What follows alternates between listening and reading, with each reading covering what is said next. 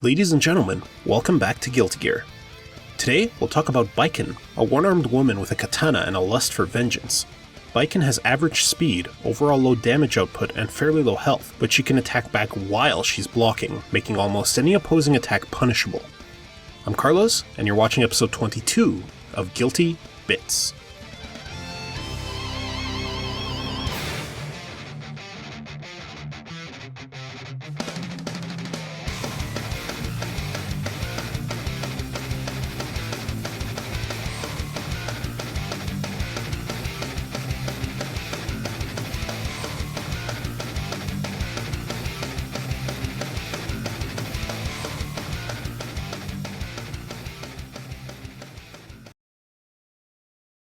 Baiken has several special moves that can be done while she's in block stun. These alpha counters are neither very safe on block nor damaging, but they allow Baiken to punish any block string. This forces the opponent to play the game very differently, abandoning any option to apply pressure and settle for a safer, and perhaps unfamiliar, defensive play. The opponent must rely more than usual on throws, fast recovering normals, and jump cancels to try to bait and punish Baiken's alpha counters. Baiken, on the other hand, needs to use the mere threat of potential alpha counters to wait for those bait setups, reverse the momentum, and easily escape bad situations. Since Baiken doesn't have a lot of health, she pays dearly for making bad decisions, so her alpha counters must be used wisely. The P alpha counter covers the anti-air angle and grants a knockdown, while also giving you a lot of super meter. The K version switches sides and is very rewarding if you use it to evade something big and predictable. The S version is the most commonly used alpha counter. It has great range and speed, allowing Baiken to take the offensive via FRC. The H version travels a long distance and covers mid-screen situations, provided you can cross the opponent to trigger its attack. The Force Break alpha counter costs meter but is the best one overall. It has good range and speed, is safe when blocked, and nets a combo on counter hit. If that's not enough, when it hits you can spend another 25% meter to inflict a curse on the opponent for a period of time by pressing P, K, or S. The P curse seals off the opponent's movement options. They can no longer jump nor dash, only walk.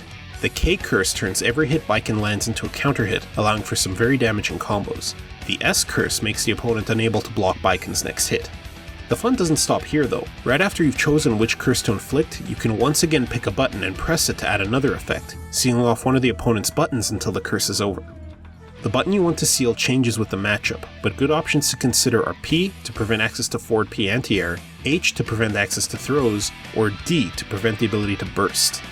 Take into account that this costs 50% meter, which you might instead prefer to spend on maximizing your damage output after you score a good hit. Baiken has a command run special that automatically blocks attacks while she advances, provided those attacks don't hit low. While it's useful to charge through attacks and punish with a throw, in plus R it also allows Baiken to use her alpha counters from it, without having to actually block anything. Utilizing this, Baiken can use the H alpha counter in neutral situations, and combos with a knockdown and big meter gain using the P alpha counter, and even connect the D alpha counter in combos to easily apply the aforementioned curses. Offensively, Baiken has a rough time approaching the opponent safely, and usually suffers from low damage output mid-screen, but her damage vastly increases once you can spend super meter and carry the opponent to the corner. On the ground, far S and crouching S are Baiken's best pokes, but mid-screen don't give her much reward.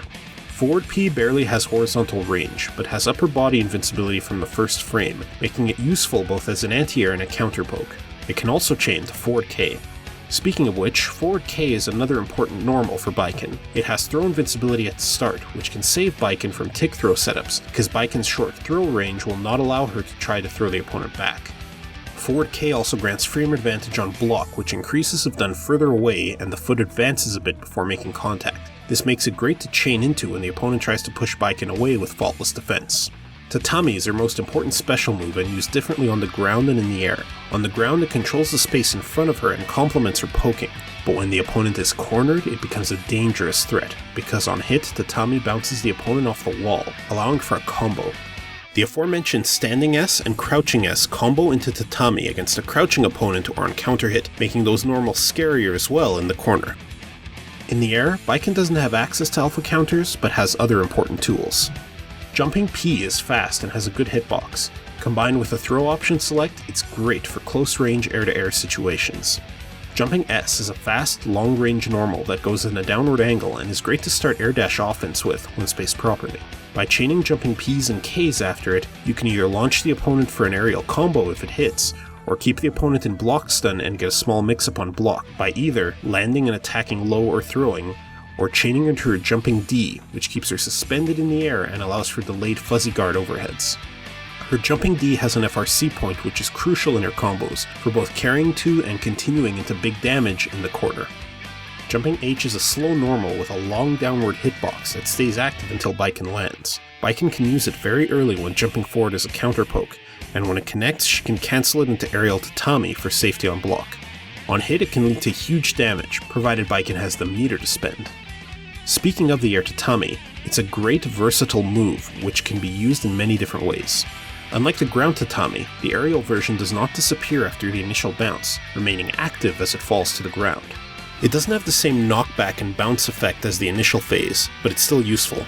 When used at the landing phase of a jump, right before Baiken touches the ground, she recovers quickly while the Tatami is still active. This means that air dash backwards into Tatami is very hard to punish on whiff, making it a good method to gain some space.